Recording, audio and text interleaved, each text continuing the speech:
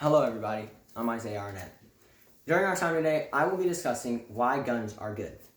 I will be going over the benefits of owning a gun and why I believe that everybody in America should own a gun. A gun is no more dangerous than a cricket bat in the hands of a madman. Quote Prince Philip. So you might be wondering to yourself, why is this topic relevant? Why is this the topic that he chose to discuss? I chose this topic because there are many things that go on in our lives today that involve guns. Maybe not our lives specifically, but in the community there are many things that involve guns, such as crimes that are used with a gun, or using a gun in self-defense, or if you just simply enjoy shooting a gun as target practice or for hunting wise. Guns are used for many things. And guns are used for many things, and we can use guns for many things because of the Second Amendment. Quote, the very purpose of the Second Amendment is to stop the government from disallowing people the means to defend themselves against tyranny. Any proposal to abuse executive power and infringe upon gun rights must be repelled with the stiffest legislative force possible. End quote. Steve Stockman.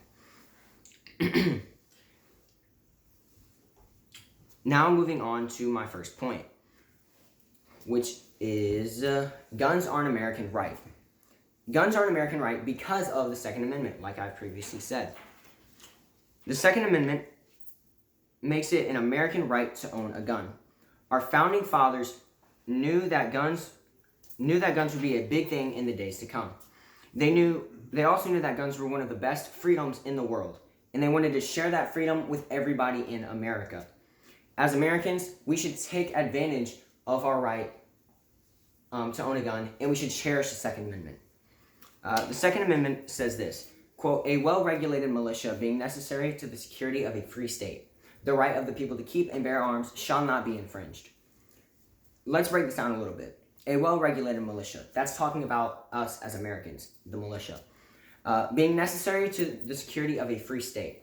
Owning a gun is necessary to maintaining our freedom as America. And it says that the right of the people to keep and bear arms, so our rights as Americans to own a gun, shall not be infringed. So it shall not be destroyed. Our right to own a gun shall not be destroyed, it shall not be taken away. Now moving on to my second point, which is guns save lives. Guns save lives. More guns are used for self-defense than are used for harm. Not a lot of people know this because the media only tells you what they want you to hear. They only tell you the bad things that guns do. They don't tell you anything good that the guns do. It's estimated that 1,029,615 individuals use guns every year in self-defense. That is excluding those in the police force and in the military. Of those people, 162,000 said that they almost certainly would have been killed without their firearm to protect them. So without these firearms, 162,000 people would be dead. Guns prevent an estimated 2.5 million crimes a year, or 6,849 every day. Most often, the gun is never fired and no blood is shed, including the criminals. Guns prevent an estimated 2.5 million crimes a year. 2.5 million. That's an insanely high number. I wish I had that much money, let's just say that. If anybody here has that much money, then you probably shouldn't be watching this. You should be doing something else. That's all I should say about that. That's an insane number. 2.5 million crimes a year, that's how many crimes are prevented because of firearms. And that averages out to about 6,849 every day. And not even all of those, like I said, cause bloodshed. A lot of those are just used as a deterrent.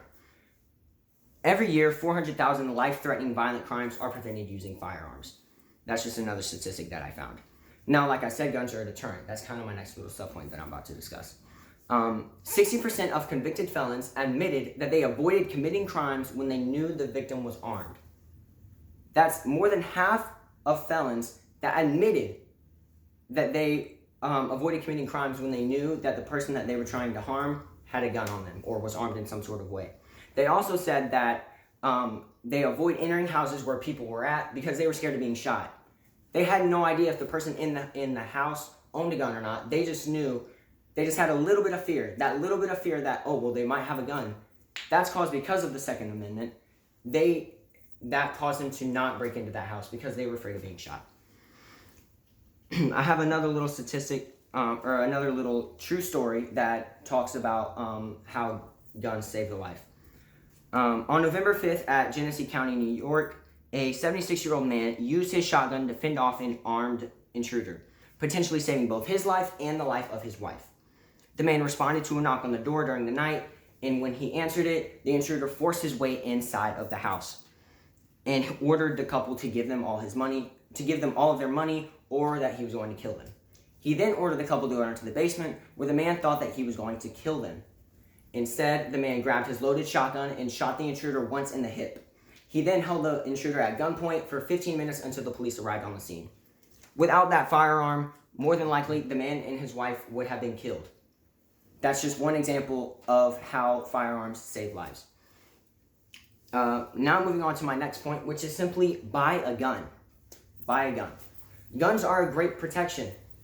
Gun owners increasingly cite protection as the main reason that they own a gun. And a large percentage, 79%, say that having a gun makes them feel safer. They don't do anything with the gun, just owning the gun makes them feel safer. I have a quote from a man named Jeff Cooper who says, "The rifle itself has no moral stature since it has no will of its own. Naturally, it may be used by evil men for evil purposes. But there are more good men than evil, and while the latter cannot be persuaded to the path of righteousness by propaganda, they can certainly be corrected by good men with rifles." End quote. Now, that's not saying if you see a bad guy, shoot him.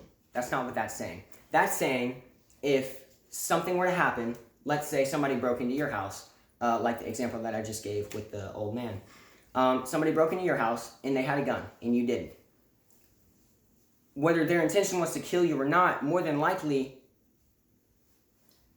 you don't know what's going to take place during that break-in. Things can happen and you can end up losing your life because you didn't have anything to protect yourself with. Whereas if you did own a firearm and somebody broke into your house who was also armed, it makes the fight equal. If not, they're not expecting you to own a gun, so you shoot them in defense of yourself. That's not, yes, you're shooting somebody, but they made the moral choice to break into your house and try and hurt you. They made that moral decision to commit a crime. Now, I would like to end on one final quote from George Washington. "Firearms stand next in importance to the Constitution itself.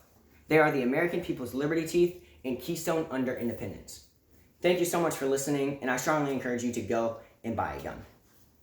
You need to show us. Yes, and my time was 7 minutes and 56 seconds, and I had an audience as well.